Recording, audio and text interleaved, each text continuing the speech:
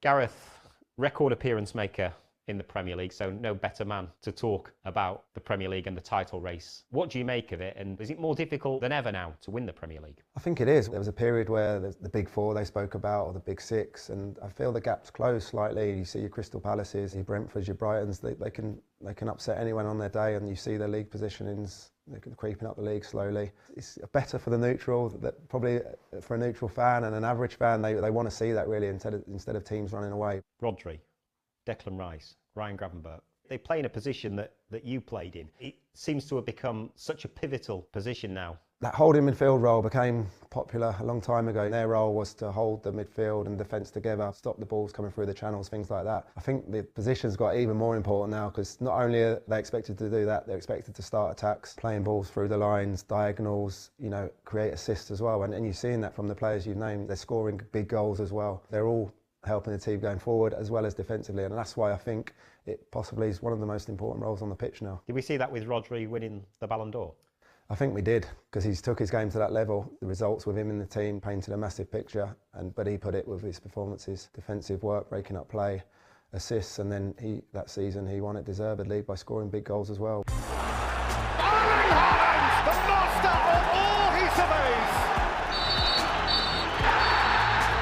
Another special day, and perhaps a day which marks the resurgence of Manchester City.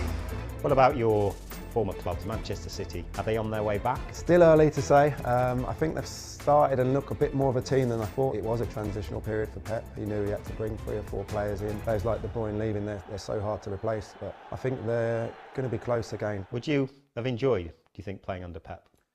Yes, and anyone who you speak to that have worked under him just says how intense he is and how much he wants to improve players and teams, and for me that's what football's about. If a manager can improve your game, look at playing in a different way, which I'm sure he does, it'd have been great to play under.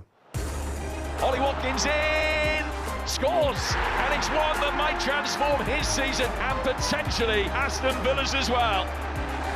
That elusive win finally arrives, breaking their seasonal duck, surviving a shocking start to bounce back and taste success, and they'll hope that that is an allegory for their whole season. What about Aston Villa? Great season last season, more difficult at the start of this season? Emery, the job he's done since coming in, the position they were in, absolutely unbelievable. To be so close to qualifying for Champions League again was an unbelievable effort. I think the repercussions of just missing out on that is why Villa have possibly started a little bit slowly there. It's a bit deflating. All of a sudden you're playing Champions League, now you're playing Europa. Bit of financial fair play. I'm not too sure about how deep that's affected the club, but you're losing players like Rashford, Asensio.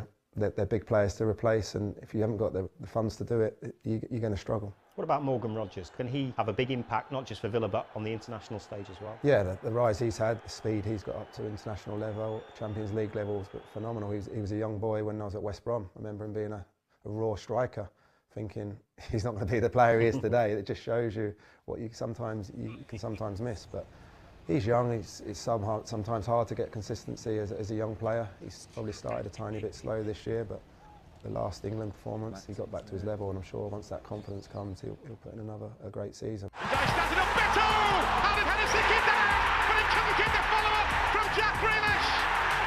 Everton floor the flawless. A huge moment for Jack Grealish. Jack Grealish, another player who was fantastic at Villa, went to Manchester City, won the treble.